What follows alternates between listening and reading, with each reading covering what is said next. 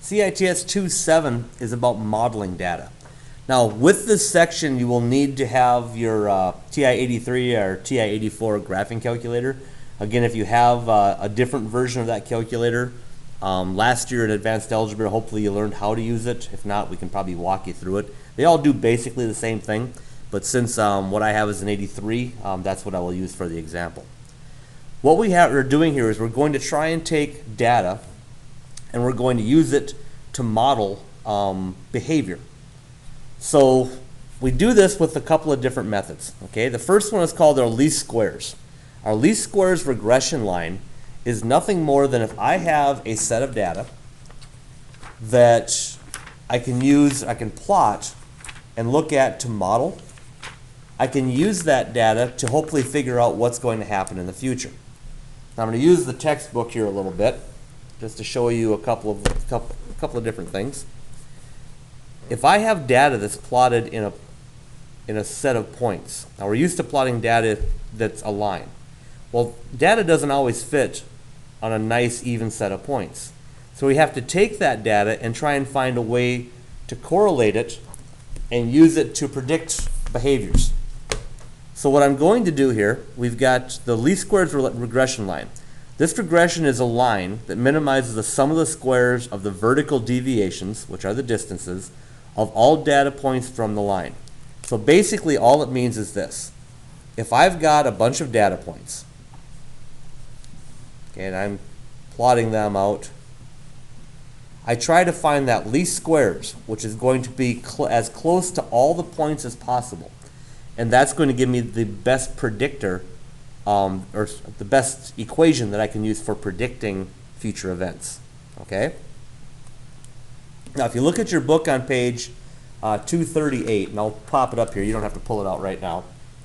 But if you forget how to do this, page 238 walks us through, step by step, how to do least squares on your calculator. Now, the only difference from what they do to what I do is they actually set the calculator up so that when you do a least squares regression, it automatically plugs it into your Y1 or your Y2 equations. Okay, so I'm going to leave that for you to go ahead and take a look at. I'm just going to kind of walk you through how I do it. Okay, so when we get to that point, there's two different things that I want you to know out of this, besides being able to plug things in and find their regression line and use that line to predict data. First thing is the correlation coefficient, which is called your R.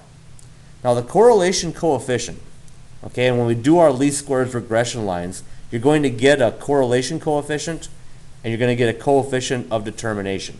Okay, and they're a little bit different. The correlation coefficient just is the measure of how close a data set can be modeled by a straight line. In other words, this data set here, being they kind of go up at the same rate, okay, so my X basically gives me a change in Y.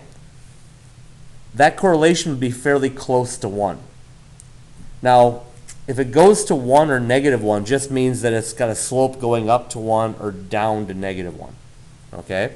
So that's all the plus or minus 1 means. The number, the closer it gets to 1, means the closer your data is to following a straight line. The closer it gets to 0, means the more scattered your data is. In other words, it really doesn't follow a straight line if it gets down to 0. Okay? So, and that's just, we're just modeling it. If it equals 1, it means the data can be modeled exactly by a straight line. So it's exactly a straight line. Regression lines calculate the relationship between two variables, okay, your input and your output. We are trying to find if a change in one variable produces a predictable change in the second variable. So in other words, again, we're using, if X goes up by 3, we know what's going to happen to Y. Okay, and that's where we use that regression line. A coefficient of determination, or the R-squared value, measures the proportion of the variation in the dependent variable. Okay, so what that means is, as the dependent variable, and the dependent variable in this case is going to be your Y variable. The X is your independent variable, the Y is your dependent, because it changes when you change X. It's going to measure the variation of that, so how far away you are from that line. Okay, so, and that's a good one to tell us if we're able to use that regression to predict things. Now we're going to use scatter plots to see which regression equation fits the data. Now there's more than one regression equation. If you go to your calculator, okay, turn that on, and you go to stat and calculate. Look at all these regression equations. There's our linear regression equation. Okay, that's the first one we're going to use. We also have a quadratic regression equation, cubic, quartic, or to the fourth power. Another linear regression. We have ones that follow logarithms and exponentials and power functions. So we've got all kinds of different regression equations, but basically you have to look at the data and figure out which one is going to fit it the best. Okay? So what we're going to do first of all, this is number 18 out of your book. And I'm going to just take that over here. There we go. Now, number 18. First thing we have to do is put the data into our list. Okay? So we've got our stat. We hit edit.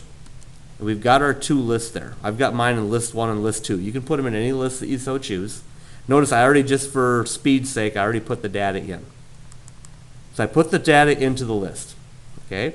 Now, what it wants us to do, it wants us to, first of all, we're going to find a linear regression equation for this data. First of all, let's graph this data. Okay, that's the important thing. We want to see if it's actually going to follow a linear regression. We can use a linear regression for anything, even if it's not valid.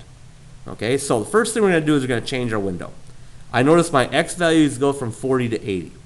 So I'm going to change my window, and I always like to use 0 as a start, and 80 is my highest number, so I'm going to go to 100. And I always use the difference between them divided by 20. Now, if I have that one, I notice the y values go from 200 to 335. So being they're not that large, I'm going to go ahead and I'm going to start it at 100 again, or at 0 again. I'm going to go up to 400 and divide that by 20. I'm going to get 20. Now what that does for me is set up my window. Now what I'm going to do is I'm going to try and set up these points, these plots, so that they actually show. Under the y equals key, you'll see a stat plot. I'm going to go to that. Go second stat plot. I'm going to turn plot 1 on. So just hit enter. Now plot 1, I'm going to turn it on. And I want it to be a scatter plot. Now if you go down with the arrow key, notice all the different types of graphs you can make. The first one's a scatter plot. Then I've got a bar graph over here and all kinds of stuff. So I'm going to go to the first one. These tell me where I put my data. My X is in list 1, my Y is in list 2. If you use different data points or different lists, you'd have to change those. And then my mark that I'm going to use, we'll use a square just for the fun of it. Okay? So now I'm going to hit graph. Now that shows me how my data lies. Looks pretty linear, doesn't it? Okay, so that tells me I probably want to use a linear equation to try and model it. So now I'm going to go back and get my linear equation. I'm going to go stat, over to calculate. I'm going to go down to my linear regression. I'm going to hit enter. Now in here you want to enter your list. It'll automatically default to list 1 and list 2. But if you have them in different lists, you'd go second list 1, comma, second list 2. If you have them in list 1 and 2, you don't have to do that. Hit enter, and it's going to tell us our regression equation, okay, our A, which is 3.14, and our B, which is 65.09. Now the only difference between what I'm doing and what the book does is the book puts the whole decimal in for you, and I don't. Okay, so I'm going to write it down. You would think over all the years that I would have remembered how to do that, but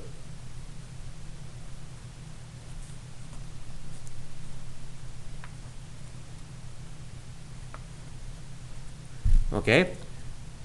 Now I'm going to go back into my y equals, and now I'm going to put those equations in. So that's my A, that's in front of my x, so 3.140344828 x plus 65.09359606. Now if I graph again, it'll show me my regression equation in respect to the data. Okay? So I'm going to go back to my stat, my calculate again, just check these and make sure I've got them right. 3.14. So it might be a lot easier if we just followed that part of the book, but I'll let you guys play with that. So there's my graph. We can use that to model data. Okay? Find the linear regression equation, and we actually got the answer right here. So I guess I could have looked to make sure we had it, and we do. So we're fine there. Using the regression model, what is the expected distance a ball will travel when the bat speed is 58 miles per hour? So here's the fun part. If I want to know, I know the bat speed here. If I want to know this, what I can do is I can hit trace, and it allows me to put in, now be careful up here because this is tracing your plots. We want it to trace the line. So I'm going to go down arrow. Now I'm tracing the line. Okay? So I'm going to go with, I want to know 58. I put in the bat speed. I hit enter. And it gives me the footage. Now the book has 263 feet. I have 247. So let's make sure my equations are right. 3.140344828, 65.09359606. Interesting. So if I do trace again, down 58, 247.23 feet. For some reason, I'm getting a different answer than what the book did. They want to round to the nearest foot. We have the same exact equation. We're tracing the same equation. They might have a calculator with a different calculator base on it. But what I'll be able to check is I'll be able to check your equation and then again see if that makes sense. So that's all this chapter really is. It's entering data, learning to use your calculator, and going from there. All right, I'll let you guys play. Let me know if you got questions.